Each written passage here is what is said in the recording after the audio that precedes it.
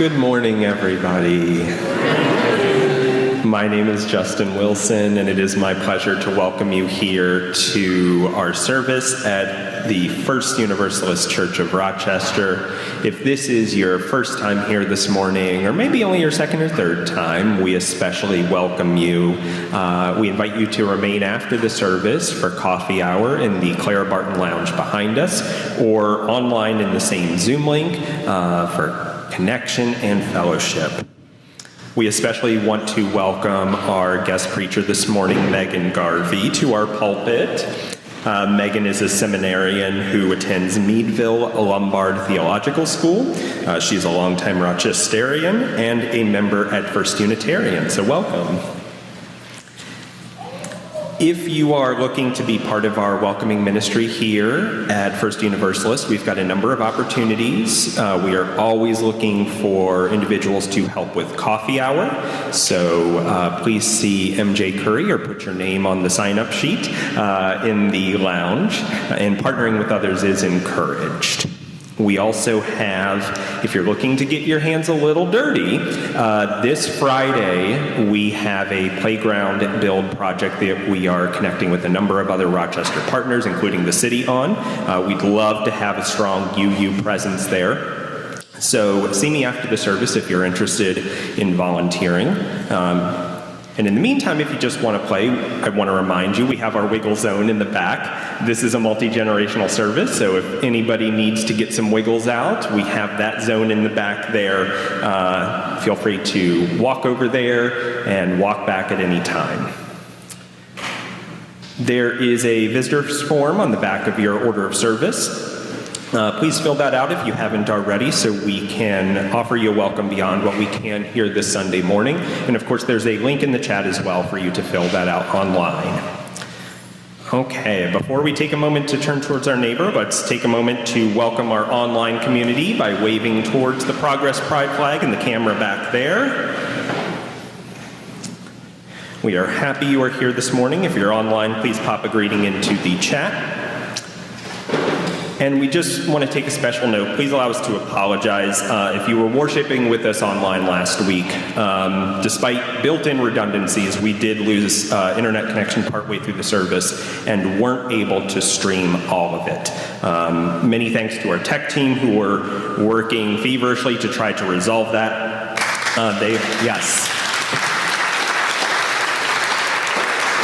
They're confident it was a rare one-time issue, and we are happy you are here with us again this Sunday morning. Okay, and if you're here in person, please take a moment to turn towards your neighbor and greet one another this morning.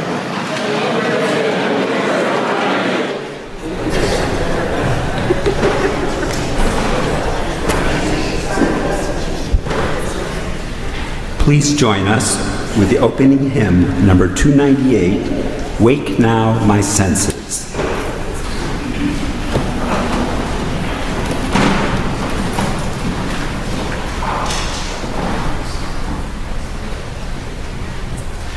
Wake now my senses.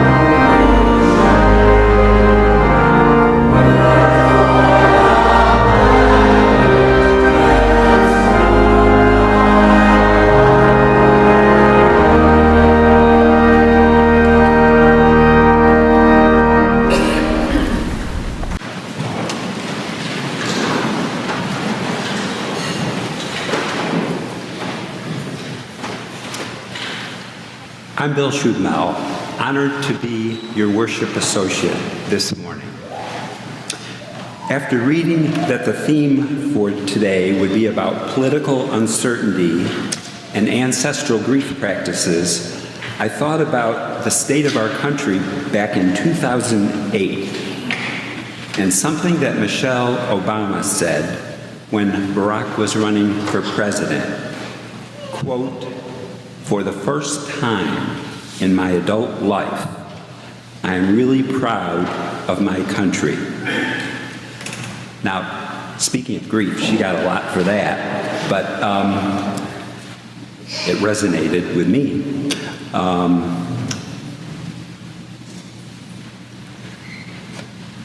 Although there were still many things to be ashamed of with our country's ongoing oppression of Black Americans and other minorities, plus still be involved in 2 unnecessary wars, I was also proud, and I had so much hope back then. Now, we're talking about grief and coming to terms with the ongoing nightmare of the fascist regime in charge and how to move forward. I came upon a poem by the brilliant Amanda Gorman, which she wrote after one of the recent school shootings. I believe her poem has relevance to grief, acceptance, and taking action. The title is Hymn for the Hurting. Everything hurts. Our hearts, shadowed and strange. Minds made muddied and mute. We carry tragedy, terrifying and true, and yet none of it is new. We knew it as home, as horror, as heritage. Even our children cannot be children, cannot be. Everything hurts. It's a hard time to be alive, and even harder to stay that way. We're burdened to live out these days, while at the same time blessed to outlive them. This alarm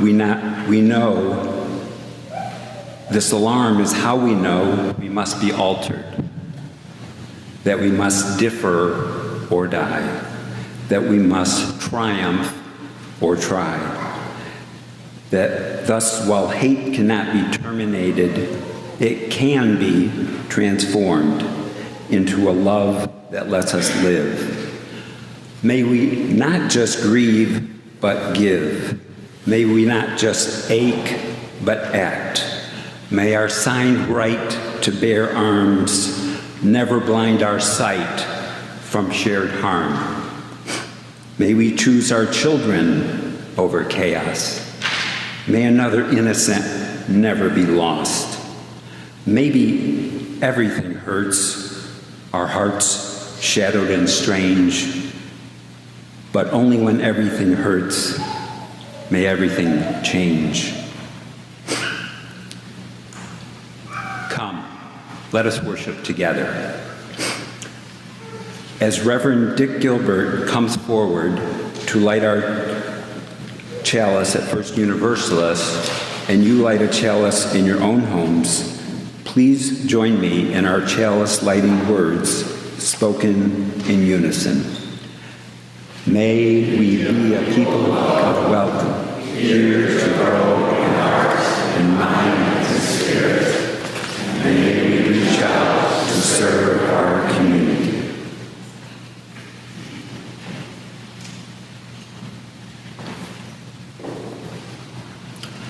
Please rise in body or in spirit for our affirmation of faith, followed by the doxology. Love is the doctrine of this church.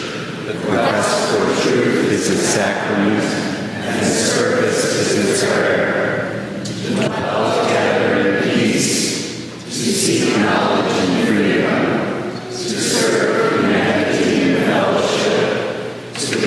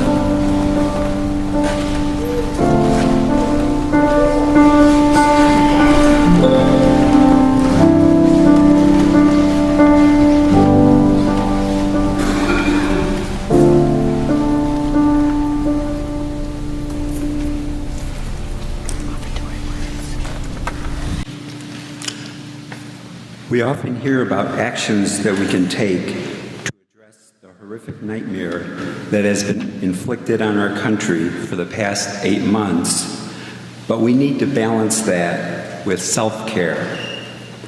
First Universalist Church is one source of that self-care. Attending Sunday services and being involved is therapeutic. And I know a thing or two about therapeutic, not only because of my history as a therapist, but probably 20 years as a patient. Some people tell me not enough.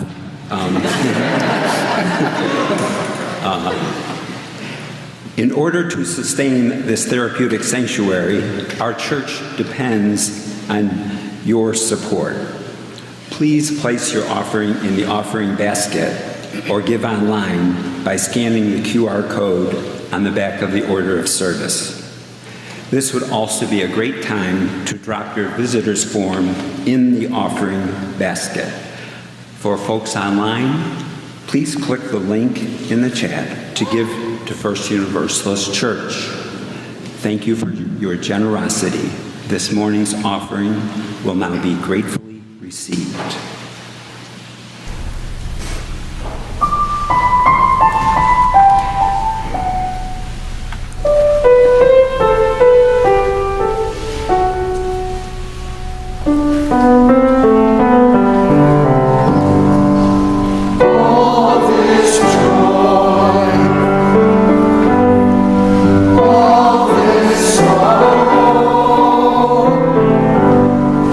All this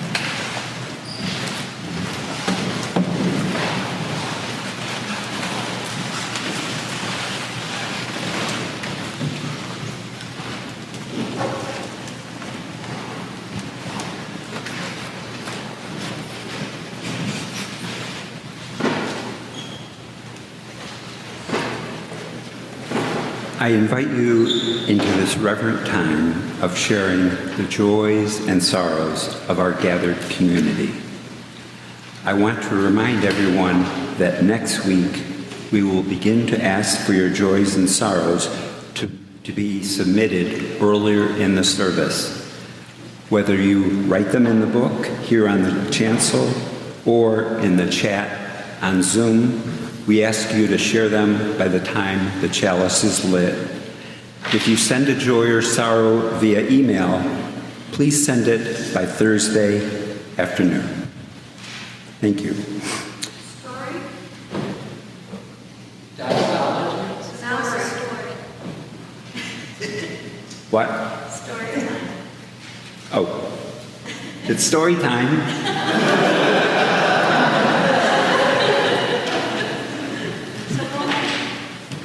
It's story time. That sounds great. Should we have a story? Beautiful. That's our, Bill, it was a dress rehearsal. Yes. And we're going to be really ready. Start thinking of your joys and sorrows. We're going to be really ready. Okay. If you are a small person or a person that just really enjoys hearing the story from the front or the front of your computer, pull on up to the front of the screen, pull on up to the front of the chancel, and let's have a story.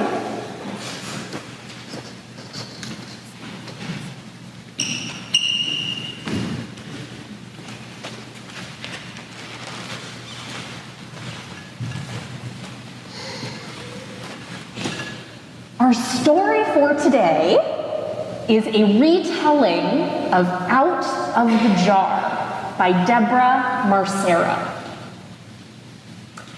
Llewellyn the bunny with tall white ears loved scary books, scary cartoons, and scary jokes. Like, oh, come on in, don't miss the story. I have to tell you this really scary joke that Llewellyn the bunny loves. Are you ready? Yes. How did the skeleton cross the road? Or why didn't the skeleton cross the road? Because, how do you do it? Because of the coffee. Oh, that's a really good answer.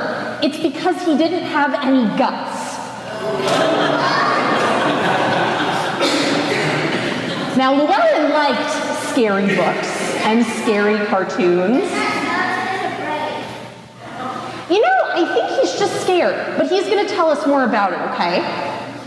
So, Llewellyn liked scary books and scary stories and scary cartoons, but he didn't like to be scared. Llewellyn, whenever he felt scared, he tried to put the feeling away. Like here, or maybe here, okay? But no matter what he did, the feeling kept coming back. Finally, Llewellyn had a new idea. He put his fear in a jar. He put his fear in a jar and he found a place to lock it away. And there it stayed. He didn't feel afraid anymore. And that was that. Not long after, Llewellyn felt sad.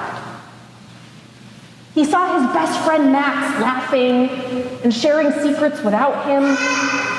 Don't be glum, someone said. Just cheer up.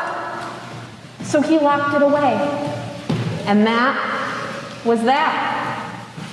Then, during music class, Llewellyn got so excited. But he wasn't supposed to dance. He was supposed to listen. So he shoved his excitement in a jar. Man, our shelf's getting kind of full. But he shoved his excitement in the jar. And that was that. Anger after striking out on the baseball field. Disappointment when his balloon floated away. Loneliness when he missed his friends at the carnival. Joy upon a beautiful summer day. he put them all in jars. And that was that. Soon, he had so many jars with so many emotions that Llewellyn walked around not feeling very much of anything at all.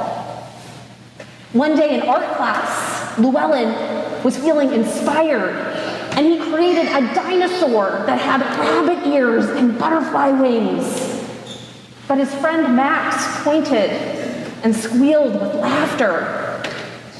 Then the whole class started to laugh too. Llewellyn was so embarrassed, and he tried not to show it, but that just made it worse. Of course, Llewellyn knew just what to do. He was going to put his embarrassment in a jar too. But there was a problem. There was no more room.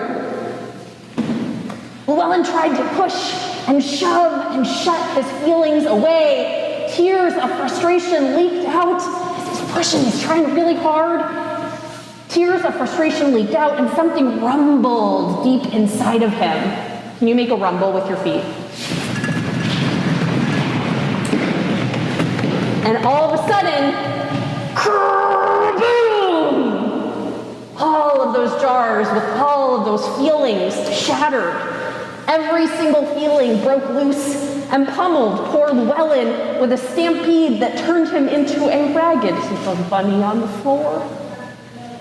Buried at the bottom, fear was the last one to leave.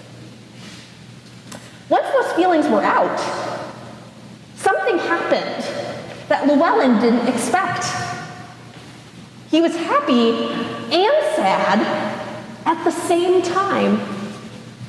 He was excited and worried, but most of all, he felt relieved.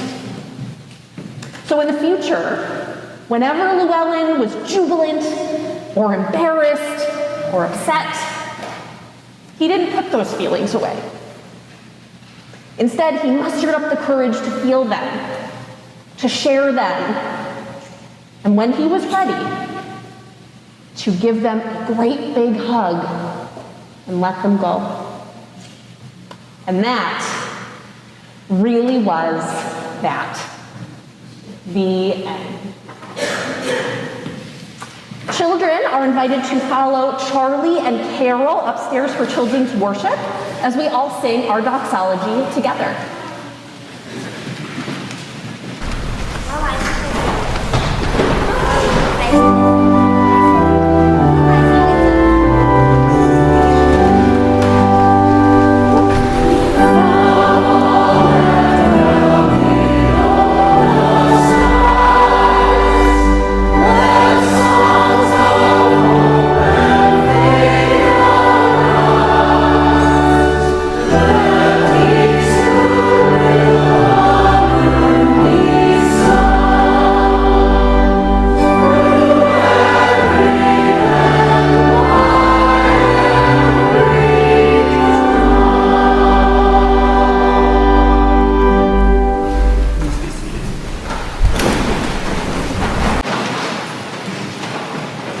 Okay, let me try that again. Thank you, Lisa.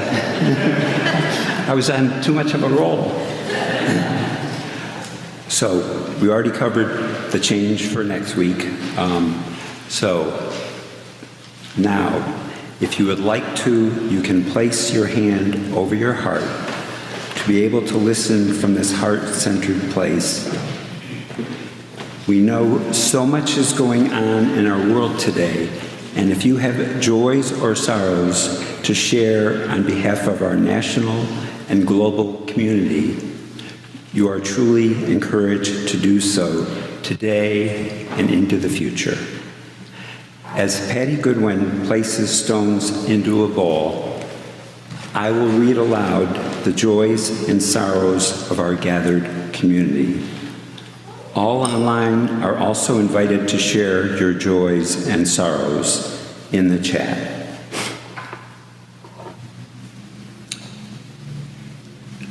The first one comes that Reverend Eileen received an email Jane Hickok has moved from the hospital to the Episcopal Church home rehab center and would appreciate calls and cards. That sounds encouraging. Karen Labraco celebrated her husband's 75th birthday this week, but is also holding sorrow over the loss of her good friend Don. Bridget Watts shares concern for my sister, Karen, who suffered cardiac arrest while traveling. Her recovery is going well so far. And Bridget also has a joy to share. Tomorrow is her and Gary Levine's 29th wedding anniversary. On the 29th.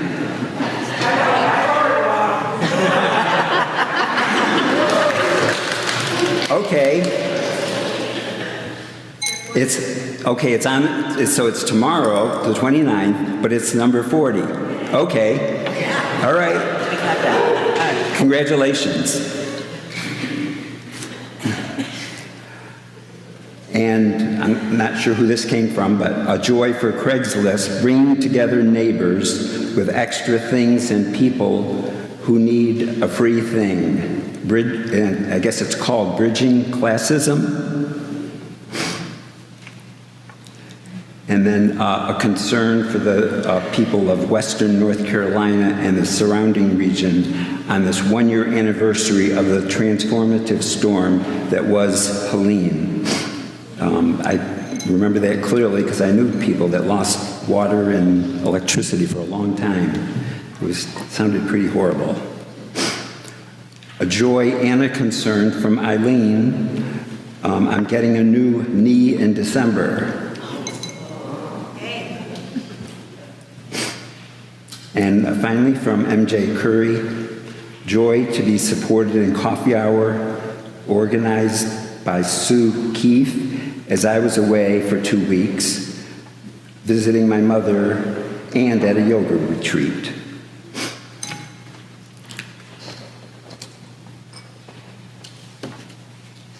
And now, a joy from Johanna. So grateful to be finally recovering from a week-long wicked intestinal infection.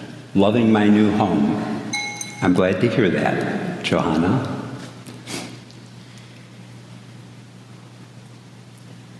I guess that's it from online. Okay. Today, we share in a community ritual to honor the many joys and sorrows we bring into this space, whether read aloud or kept in the silent sanctuaries of our heart. In a moment, those here in person are invited to come forward to drop stones into the bowl. If you need to remain seated, please raise your hand and someone can come to you with a bowl to drop stones in. If you're joining us online, please send a heart emoji in the meeting chat. Let us join in this collective ritual of honoring the joys and sorrows of us all.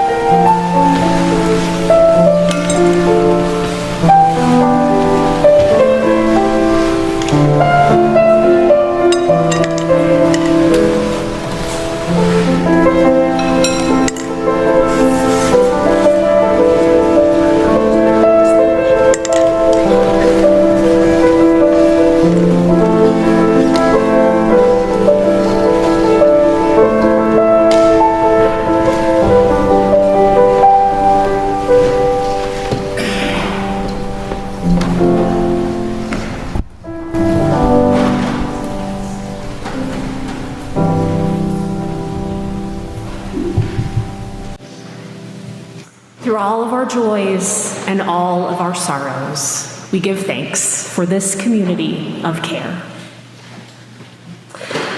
I'd like to invite you now into a time of prayer, meditation, and presence.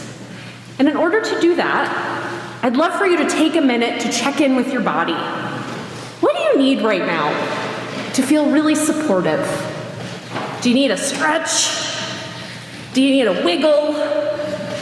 Do you need a nice belly breath? Whatever that might be, take that now.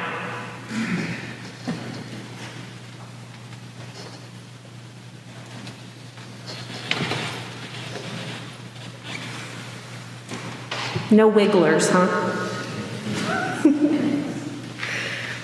Let us now gather our hearts for some words, followed by shared silence that will be bookended by our bell. Spirit of life and love, however we may call your name. As the wheel of the year turned once more this week, we gather now under the shelter of falling leaves.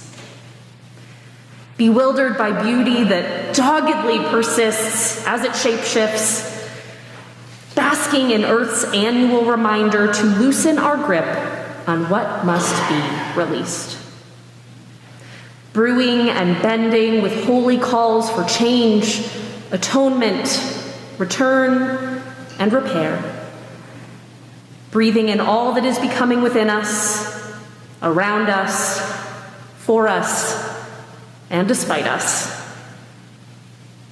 May this holy hour today give us the strength we seek and the stirring we need to keep dancing as a part of collective creation ever unfolding, as seen, supported, empowered, and unconditionally loved by gracious community.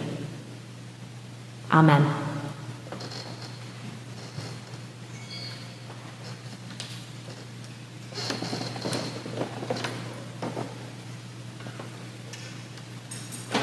I would love to invite you now into a time of musical contemplation.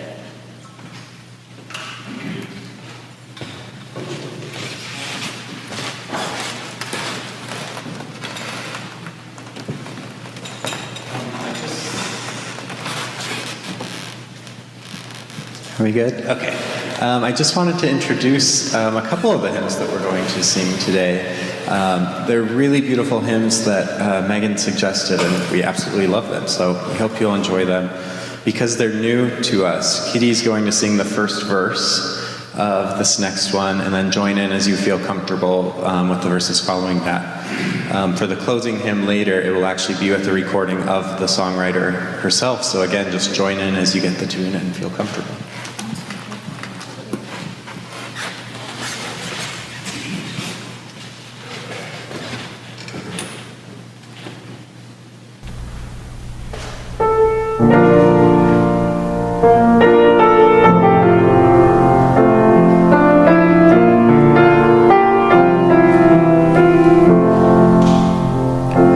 I am looking for shelter in a friend.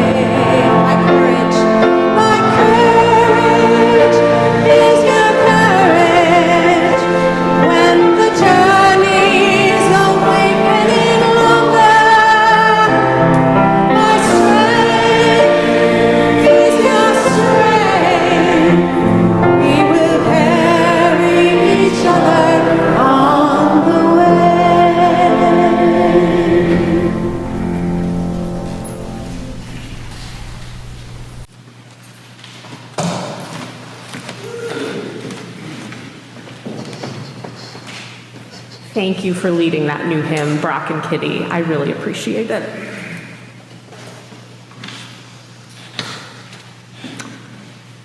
She was along with me, keening and screeching and wailing and clapping, keening so bitterly. It went right through one's heart to hear it. These words, excerpted from Irish writer Thomas Crofton Crocker, attempt to describe a presence beyond description, the all-encompassing arrival of the Banshee. This supernatural death messenger suddenly appears with an unmistakable, overwhelming, all-encompassing cacophony of lament to tell you one thing. Someone you love is about to die.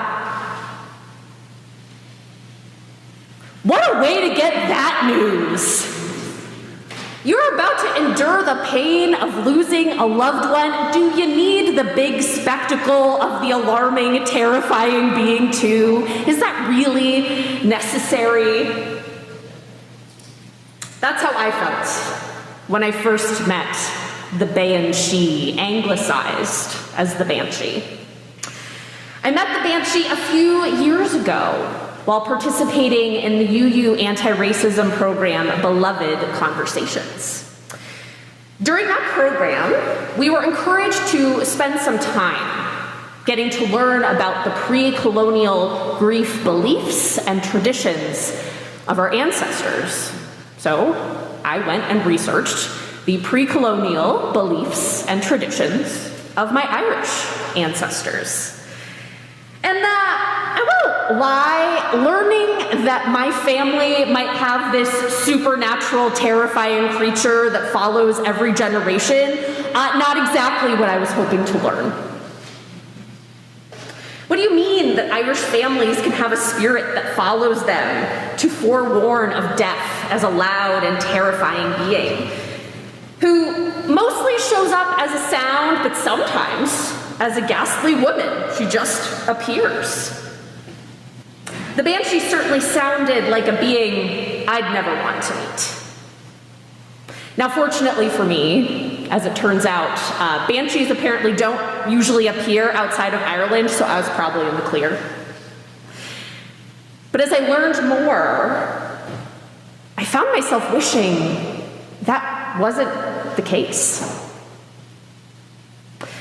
Like many experiences rooted in ancient times, Banshee folklore has passed through many mouths, many hands, many creative and political interpretations of varying degrees of fidelity to the original lore.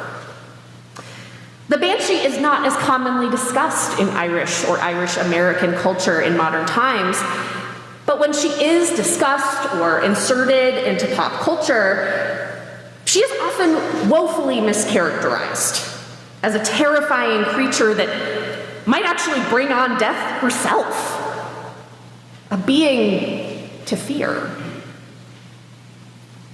Even though the most learned of Banshee experts are uncertain on the exact origins of Banshee folklore and belief, they have worked very hard since the 70s to dispel the myth that the supernatural death messenger is a being to fear. On the contrary, the Banshee is beloved. Though no one ever really looks forward to learning of a loss to come, the appearance of the Banshee made loss easier. The Banshee brought the luxury of time. According to world-renowned Banshee authority Dr. Patricia Lightsaw, experiences of this supernatural death messenger functioned to rally the neighborhood, to get everybody ready. You know, they didn't have texting at that time, so they needed some other means to get the word out about things. It was meant to rally the neighborhood and spread the word, as death in ancient Irish times was managed in a deeply communal way. It was not your individual loss, it was not your family's loss, it was everyone's loss and everyone's experience to hold and to carry together. Hearing the Banshee's cry was accelerating for the preparations of community mourning so that everyone had time to get ready for the loss. If you hear this screeching and piercing, you're going to start moving, right? Or at the very least, you're going to stop in your tracks to try to figure out what's going on. Completely paused, completely present. The arrival of the Banshee could gift a holy interruption, a time to notice the response to the weight of grief, a time to learn what you might need to bear it. Now, as beautiful as that is, how can anyone vilify it? Well, as it turns out, the Catholic Church could, sort of. Banshee folklore has long been associated with another closely related Irish grieving practice, the separate tradition of keening. Keening was a performance of intense wailing, singing, crying, and pounding offered by women called binwenta, keeners in English, that served a critical function in communal death rituals. Through a highly theatrical, otherworldly performance of grief at the time of death, the keeners provided an intensely intentional window for the lost to leave and the grievers to grieve. Unfortunately, in the 19th century, the Catholic Church in Ireland did end up deeming it a heresy, and it fell out of practice ever so slowly after that point. And as keening fell out of Irish cultural practice, references to the Banshee saw increasing departure from her very positive intentions and associations. Though many Irish people continue to personally regard her as beloved or sacred, contemporary mainstream narratives make it easy for newcomers to the Banshee to fear her, much like I did. When I think back upon my own introduction to the Banshee, I can't help but consider the parallels it has to so many perspectives we have now on grief in our modern world. That grief is to be shortened, dreaded, maybe avoided or put off as long as possible. That it is something to fear. That it maybe is an enemy to avoid as long as possible and to power through with grit when it presents. And the more I think about that, the more I wonder what might have been like for me to alternatively learn about grief through the lens of banshees and keening women. When I think of keening women and banshees nowadays, I think of death doulas. People whose vocation it is to accompany dying people and their loved ones in the space between the present and the grave. Though their care process does not begin quite the same way, there's no terrifying, alarming entrance that I'm aware of. And no one necessarily looks forward to meeting them.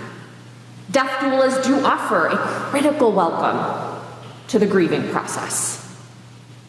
Death doulas encourage their clients to pay attention to all that they experience in those times, to grieve fully from their bodies without shame, nurturing healthy human instincts to wail, scream, sing, shake, and move when loss is present, to be fully in it and fully digesting it, all that comes with difficult changes in our lives, so that we're able to deal with it, so that it doesn't end up being a speed bump that trips us later on the way. Just like death doulas, Banshees and keening women teach us to attend to our grief in ways that our modern American culture often does not. And I wonder what it could be like to implement and normalize some of their practices for all kinds of losses. For there is no shortage of grief surrounding us these days, is there? No shortage of anticipation of loss to come. And no shortage of spaces of loss, and a notice that we are increasingly having to hold this loss with a decreasing number of places to hold it. Sensations of worry we might have once more easily held in containers of episodic seasons now permeate our daily existence. Our circumstances can feel like sitting between worlds, forcing us to face painful realities and the anticipation of painful realities we are unsure if we can stop. Facing this, it's very human to try to detach from it, to avoid it, right? But paradoxically, we have a lot to lose when we do that. Held within Adrienne Marie Brown's book, Holding Change, is a really beautiful essay by activist and liberation writer Malkia Devich-Cyril, which says this: "The fires lit call to us like beacons across state lines, a collective grievance demarcating what was from what will be, here, now. Grounded grief is a vaccine against the morbid conditions bred by white supremacy, a patriarchy that has distorted our families and relationships, a concentration of wealth that has disconnected us from nature and directed everything brilliant and beautiful to profit. Only through the compassion and loneliness and love inherent in grief can we forge a new world out of the fire that will not replicate ancient hierarchies nor replace old gods with new ones that are just as arrogant, just as punitive. On either side of change is loss. To reimagine and reshape the world, grief is a skill that we need. To reimagine and reshape the world, grief is a skill that we need. Oof. Here, Devich-Cyril invites us to ponder, does the immensity of our grief and anticipation of our grief still contain a silver lining? How could unconventionally expressing our own grief and our sorrow for a world on fire actually expand our capacity to show up for it well? When the state of our lives becomes an all-encompassing banshee cry, we too might be invited into the pre-colonial traditions of our ancestors, and perhaps that of the Irish. To stop in our tracks, to let the censoring of social convention fall away, to come together and fully acknowledge all that we are holding, crying, wiggling, wailing, and facing it together. To create brand new community spaces that empower us to lament our old sense of normal and be ready to welcome the new one with full and open hearts. Remembering that while the powers that be have thrown away the playbook of convention, so can we. I'm going to say that one more time.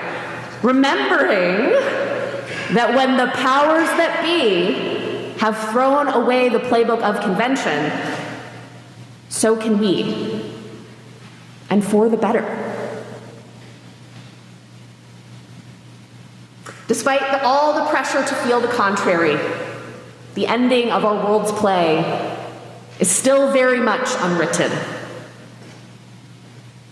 How, through grieving the good and the bad world we've long had, might we break free of all conventions which force us to sacrifice one another on the altar of, we've always done it this way. If we can really release the normal that is dying, and my friends, it is dying, what previous impossibilities might we now make possible?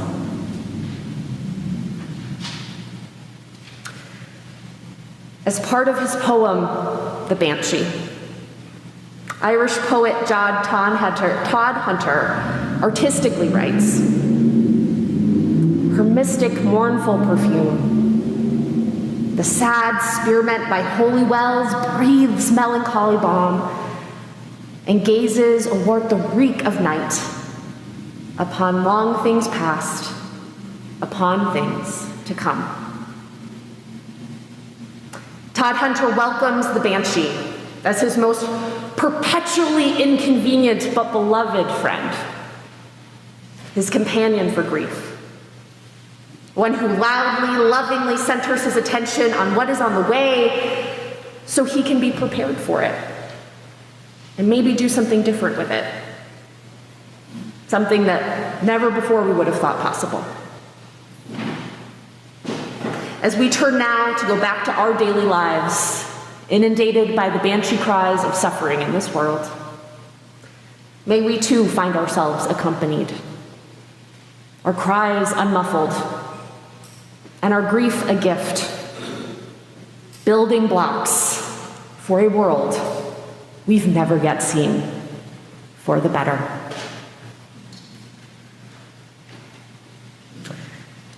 In this spirit, would you now join me in voice, body, or spirit and sing our closing song, Do Not Be Daunted.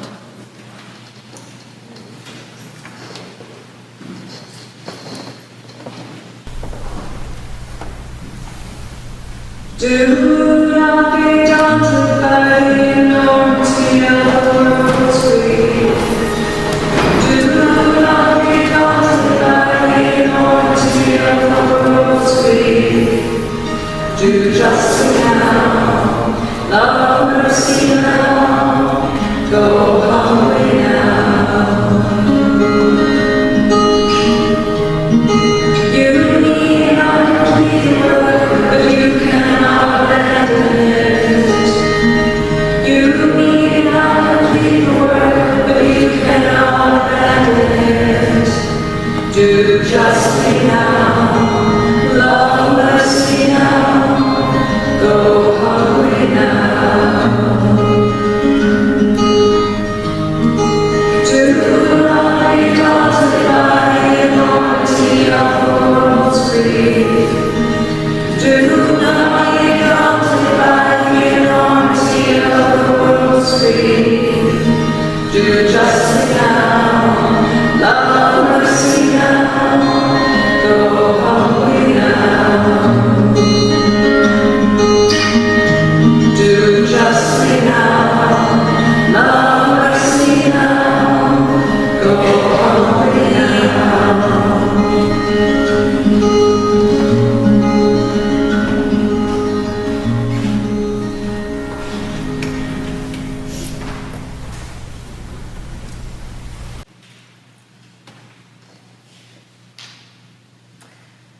Please remain standing as you are able in spirit or literally standing, as Bill extinguishes our chalice flame this morning.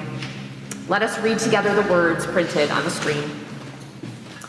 We extinguish this flame, but we keep its light in our hearts. This message of love and justice, taking it outside these walls to the world we live in, until we are together again.